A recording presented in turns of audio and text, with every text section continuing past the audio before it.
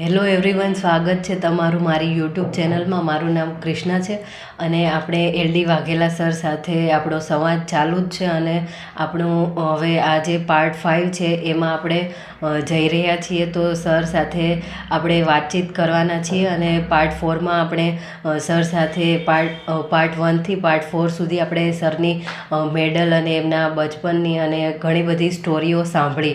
અને હવે સર પાસેથી મારે જાણવાનું છે કે સરે કઈ જગ્યાએ નોકરી કરી છે, જેમ કે ATS, ક્રાઇમ બ્રાન્ચ, એવી રીતે સરે ઘણી જગ્યાએ નોકરી કરી છે. તો એના વિશે જાણવાનું છે. અને સર, મને જાણવા મળ્યું છે કે જે લતીફ ડોન છે એની અને સોહરાબુદ્દીનની સ્ટોરી શું છે એ તમે જણાવશો તો મને અને મારા દર્શકોને આનંદ થશે.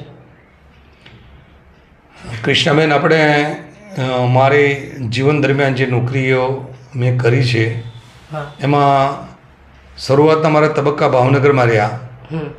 ભાવનગરમાં હું કોન્સ્ટેબલ અને હેડ કોન્સ્ટેબલ, કારણ કે બોર્ડર પર પ્લાટૂન કમાન્ડર હતો ઓફિસર રેન્કમાં, ત્યાંથી પછી પોલીસમાં આવી ગયો અને પોલીસ કોન્સ્ટેબલથી પાછી નોકરી ચાલુ કરી. આમ ગણીએ તો મારો અભ્યાસ BA LLB, હું ગ્રેજ્યુએટ હતો અને ચાલુ નોકરીએ પછી LLB કરી. પણ પારિવારિક ના લીધે, માતા પિતાની સાર સંભાળ રાખવાના લીધે પોલીસ કોન્સ્ટેબલની નોકરી ભાવનગરમાં જ મળતી હતી, તો ભાવનગરમાં આપણે જોઈન્ટ કરી લીધી અને તેના આધારે આપણે નોકરી કરી. એટલે ભાવનગર જિલ્લાની અંદર LCB, SOG, anti goonda squad, prohibition અને ટાસ્ક ફોર્સ, એટલે નશાબંધી ખાતું, પહેલાં પ્રોહિબિશન અને ટાસ્ક ફોર્સ કહેવાતું, દારૂ પકડવાનું, દારૂ જુગાર પકડવાનું કામ. પછી નશાબંધી વિભાગ એક આખો બન્યો, એમાં પણ નોકરી કરી.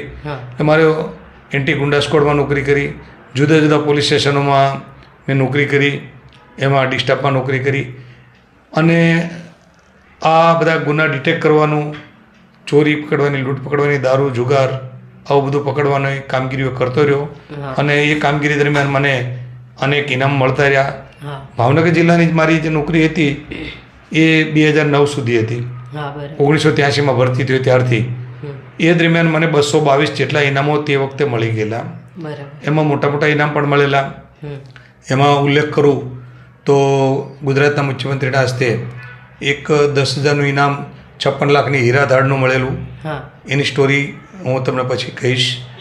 અને એ ઉપરાંત એ ભાવનગરમાં જ નોકરી કરતો હતો. એ દરમિયાન મને ATS અમદાવાદ ખાતે મને સ્પેશિયલ ડ્યુટી ઉપર મોકલવામાં આવેલો. અને તમે જે લતીફ ગેંગની વાત કરી તો અને સોહરાબુદ્દીન વિશે, તો હું જ્યારે ATSમાં આવ્યો ત્યારે 1995માં, ત્યારે અમારા DIG કુલદીપ શર્મા સાહેબ હતા અને અમારી એક આખી ટીમ હતી. અને એમાં હું એઝ અ કોન્સ્ટેબલ તરીકે ATSની અંદર ફરજ બજાવતો હતો. અને એ અમારા સમય દરમિયાન લતીફ, જે કે અમદાવાદનો મોટો ડોન કહેવાય, તે પ્રખ્યાત ગુનેગાર પકડવા માટેની જ આખી ટીમો બનેલી અને એને પકડીને દિલ્હીથી લાવેલા. અને તેને લાવ્યા પછી એનું ઇન્ટ્રોગેશન, એની બધી પૂછપરછ, એ દરમિયાન સોહરાબુદ્દીન પણ પકડાયેલો. એ પકડવાની ટીમમાં હું હતો. એનું મને મધ્યપ્રદેશ સરકારનું એક 15,000નું ઇનામ હતું. એમાં મારે ભાગે આવતી મારી ટીમ હતી, તરુણ બારોટ સાહેબ, પોલીસ ઇન્સ્પેક્ટર સાહેબની ટીમમાં હું હતો. એ મારે ભાગે આવતો 1,000 રૂપિયાનું ઇનામ. સોહરાબુદ્દીન, જેનું કે પાછળથી એન્કાઉન્ટર થયું અને એન્કાઉન્ટરમાં મરી ગયો, એને પકડવાનો પ્રથમ વખત અમે પકડેલો. મધ્યપ્રદેશમાંથી વોન્ટેડ હતો અને એની પર ઇનામ જાહેર થયેલું હતું, એટલે એને પકડેલો. જ્યારે લતીફના 1.5 કરોડના હથિયારો મધ્યપ્રદેશમાંથી પકડ્યા, એમાં મને 5,000 રૂપિયાનું ઇનામ મુખ્યમંત્રી કેશુભાઈ પટેલ હતા, એમના હસ્તે મને સન્માન સાથે, જે અમારે પોલીસ ખાતાની અંદર એક હેડ આવે છે કે જાનના જોખમે બજાવેલ કામગીરી માટેનું ઇનામ કહેવાય. હા, એ ઇનામ મને 5,000 રૂપિયાનું મળેલું. એટલે આ ઇનામો અને સન્માન એ મળેલા છે. એ લતીફની અમે રિમાન્ડ ઉપર હતા, એની પૂછપરછમાં હતા ATSમાં. એટલે એ વખતે આખી એક અલગ બધી ટીમો બનાવેલી હતી. હું અમારા પોલીસ ઇન્સ્પેક્ટર શ્રી તરુણ બારોટ સાહેબ હતા, એની ટીમમાં હતો.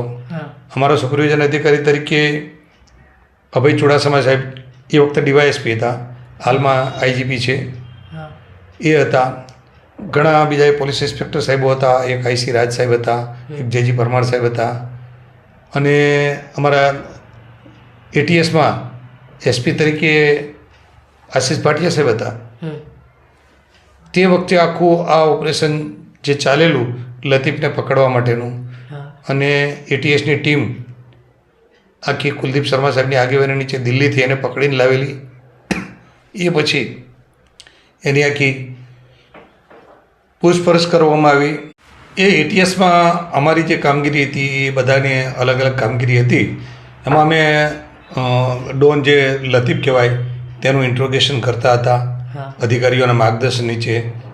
અને એ દરમિયાન લતીફની પૂછપરછ દરમિયાન જુદી જુદી બાબતો જાણવા મળી. એમાં પણ એક વ્યક્તિને પૂછપરછ માટે લાવેલા એણે એવી વિગત કીધી કે શરીફ ખાનને તમે જે ગોતો છો, શરીફ ખાન એટલે લતીફ ગેંગનો રાઇટ હેન્ડ.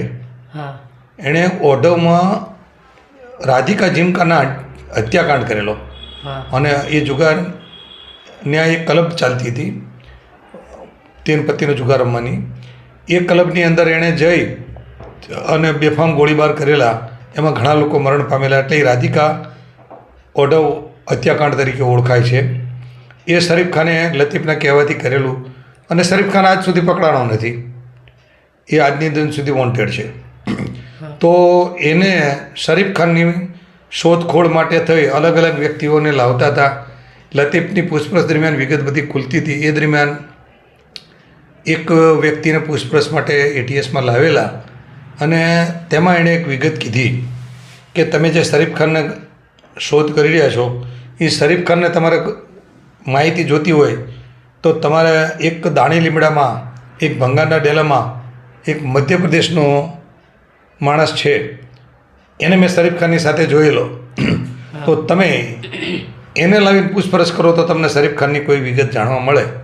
એટલે અમારા બાહુશ પોલીસ ઇન્સ્પેક્ટર કે ખૂબ જ નામના મેળવેલા છે, એસપી થઈ ગયા, સ્પેશિયલ પ્રમોશનો મેળવેલા, ખૂબ સારી કામગીરીવાળા તરુણ બારોટ, એ પોલીસ ઇન્સ્પેક્ટર તરુણ બારોટ સાહેબની ટીમ, એમાં હું પણ સામેલ હતો. અમારી આખી ટીમ દાણી લીમડા વિસ્તારમાં જઈ અને આ ખાલી નિશાની જે આપેલી કે આ જગ્યાએ એક ભંગારના ડેલામાં આ માણસ બેઠો હોય છે, તો ત્યાંથી અમે એને ઉપાડી અને કોઈને ખબર ન પડે તેમ ઉચકીને લઈ આવ્યા, અને એની એટીએસમાં પૂછપરછ ચાલુ કરી. ત્યારે એણે પોતાનું નામ સલીમ જણાવ્યું કે મારું નામ સલીમ છે. એટલે પણ કોઈપણ જાતની એ માહિતી આપતો નહોતો.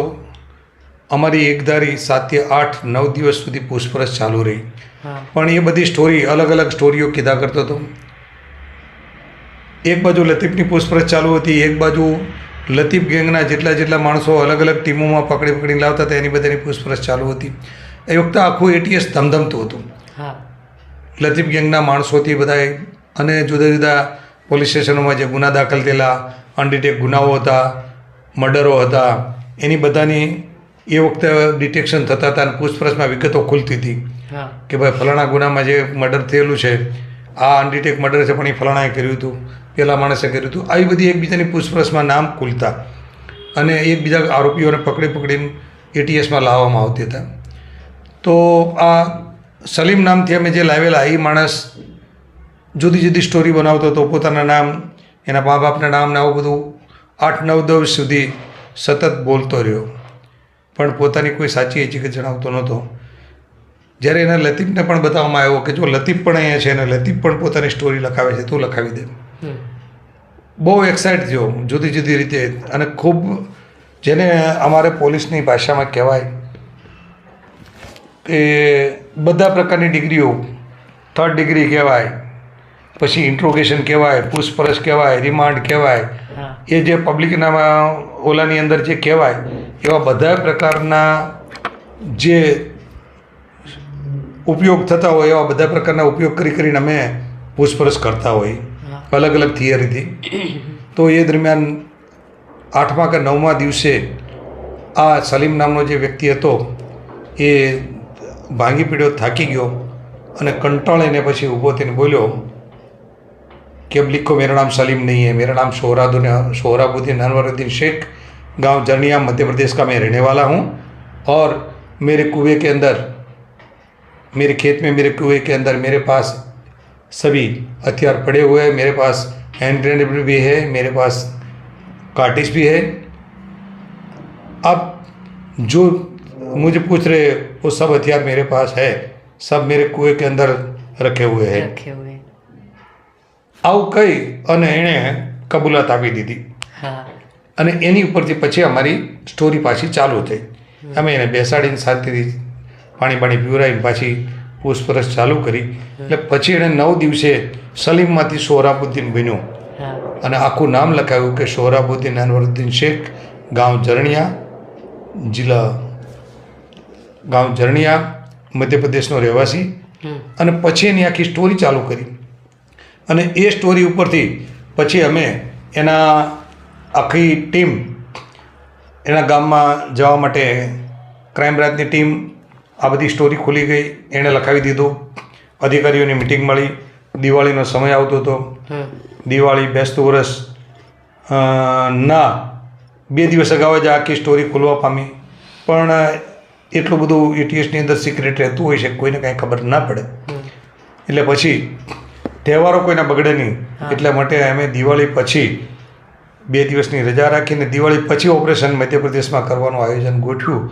અને કુલદીપ શર્મા સાહેબની આગેવાની નીચે ત્યારે તરુણ બારોટ સાહેબ અમારા પીઆઈ, બીજા એક પીઆઈ આઈસી રાજ સાહેબ, ત્યારે એક અમારા ડીવાયએસપી પણ હતા અમતાભાઈ દેસાઈ, એ ઇન્વેસ્ટિગેશન ટીમમાં હતા। આખી ટીમ જે ત્યાં જઈ અને એક પીએસઆઈ રામગઢિયા કરીને હતા, આ એલબી મોણપરા સાહેબ જે હમણાં જ ડીવાયએસપી તરીકે નિવૃત્ત થયેલા છે, ત્યારે એ પીએસઆઈ હતા। એ બધાની ટીમ સાથે મધ્યપ્રદેશના જરણિયા ગામના આ સોહરાબુદ્દીનના વાડીના કૂવામાં ત્યાં જઈ હથિયારો કાઢવાની એક રાત્રે જ હથિયારો કાઢવા જતા હતા। દરરોજ રાત્રે ત્યાંની સ્થાનિક પોલીસને ખબર ન પડે એમ ગુજરાત પોલીસ ત્યાં ઓપરેશન કરતી હતી। અલગ અલગ સ્થળો પર રાતના દિવસના અલગ અલગ સ્થળો ઉપર હોટલમાં રોકાઈ જવાનું અને રાત્રે પાછું જવાનું, કૂવો ખાલી કરીને એમાંથી પાણી કાઢવાનું, મોટરો સાથે રાખતા હતા અને પછી પાણી કાઢીને અંદર પોલીસના જવાનો, અમારા જે બોમ્બ સ્કોડ હોય એના હોશિયાર જવાનો દોરડા બાંધી નીચે ઉતરતા હતા અને અંદરથી હથિયારો જે કીચડમાં છુપાવેલા હતા પ્લાસ્ટિકની કોથળીઓમાં પેક કરી અને અંદર પાણીમાં ઉતારી દીધેલા હતા, એ બધા કાઢ્યા। વાડીની અંદર છુપાવેલા બધા કાર્ટિસ કાઢ્યા, હેન્ડ ગ્રેનેડ કાઢ્યા। એ બધું ત્યાંથી લઈ અને અમારી ટીમો રવાના થઈ ગઈ અને ગુજરાતમાં લાવી અને એ પછી આખી પ્રેસ કોન્ફરન્સ કરીને જાહેર કરેલું। આ સોહરાબુદ્દીનવાળી સ્ટોરી મેં ટૂંકમાં કીધી છે। આની પછી લતીફ વિશેની પણ જે મારી જાણકારી મારી પાસે છે એના વિશે હું થોડી વાત કરીશ। આ આટલી સ્ટોરી જે છે એ સોહરાબુદ્દીન માટે મારી જાણકારી મુજબની છે। અલગ અલગ સ્ટોરી હું તમે જે પૂછશો એ પ્રમાણે કહેતો રહીશ। તો સર આભાર તમારો, તમે તમારી સ્ટોરી અમને જણાવી અને સર જ્યારે સ્ટોરી કહેતા હતા તો આમ એકદમ આપણે આમ મનમાં પણ વિઝ્યુઅલાઇઝ થાય, સર જેવી રીતે બોલે છે તો આપણને જાતે એવું થાય કે જાણે આપણે કોઈ ફિલ્મ જોઈ રહ્યા છીએ અને સાચે બધું થઈ રહ્યું છે। તો આ જે મૂવીમાં હોય છે એમ રિયલ લાઈફમાં હોય છે। તો મને જાણીને ખૂબ આનંદ થયો કે સર તમે અમને આ સ્ટોરી જણાવી। તો હવે આપણે આગળના પાર્ટમાં આપણે સરની આગળની સ્ટોરી જાણીશું અને જો તમે મારી ચેનલ સબસ્ક્રાઈબ ના કરી હોય તો મારી ચેનલ સબસ્ક્રાઈબ કરી દેજો, શેર કરજો, કમેન્ટ્સ કરજો અને પછી આગળના જે પાર્ટ્સ છે એ હું તમારી સમક્ષ રજૂ કરીશ। તો સ્ટે ટ્યુન અને થેન્ક યુ સો મચ। પૂરેપૂરો વિડીયો નિહાળવા બદલ આભાર તમારો।